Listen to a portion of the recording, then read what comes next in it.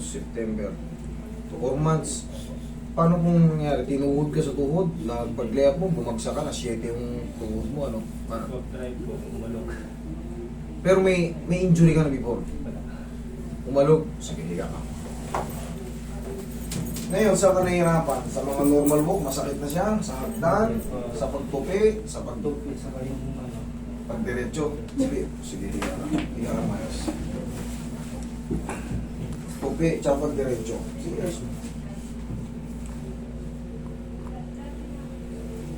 ngayon, yung tuhod mo, may konting maga. Konting maga dito. Yan, dito na kasi nyo. Kahit itutok mo yung cellphone mo ngayon. Kasi mahirap tignan pag ganito yung sarili. Hindi makikita. Pero pag ibang tao tumingin, pero siyempre normal yung pilay ka eh.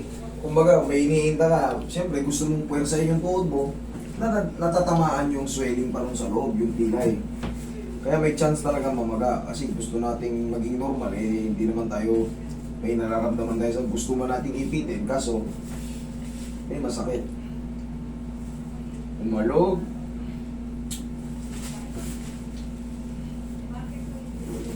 Tignan natin kung bibitaw.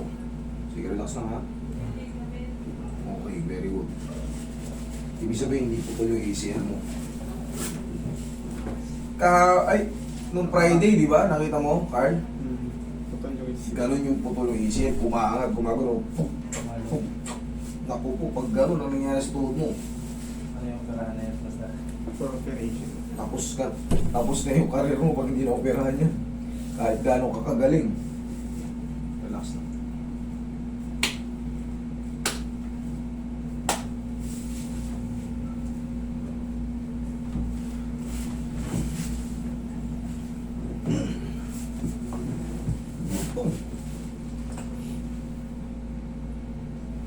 Ba? Malaking tulog din, sir.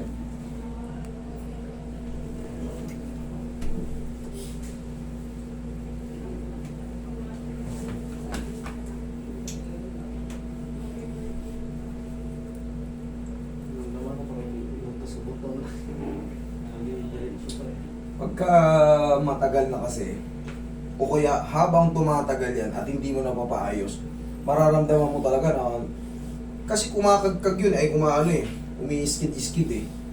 Hindi mo napapaayos, siyempre, sa laking tao mo, saan ba papunta ang bigat? Pababa. Sasaluhin ng tukod dyan, sasaluhin ng dito. Eh, sa kanya pagka-injury ko dito, mga nalagtuwa pa. Nagpapayat lang ako kanya. Nung na-injury ka nung 4 months ago, mabigat ka nun. So ngayon, di kahit pa paano maganda na katawan mo. Payat 102 raw si sir nung nakaraan, 4 months ago. Siyempre. Ngayon, ilang kilo ka na? Very good ka, laki ng inano mo, laki ng binaba mo. Sana all. 102 minus 83, ilan yung ano nun? Iwan eh. Kita nyo? Ang laki nun. Halos 20.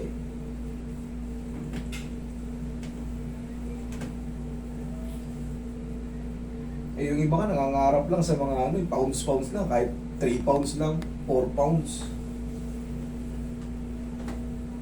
Hindi naman days, kahit pa paano, 4 na buwan to eh. Tapos, ngayon pa lang nakakapag-recover yung ito, huwag ka muna magpwersa-pwersa ng todo-todo. Kahit mga isa't kalating buwan, o kaya, hindi, sabihin natin 1 buwan lang, bigasan mo to. Sipa mo. Isa pa. Very good. Alam mo pala yung diskarte na yun eh.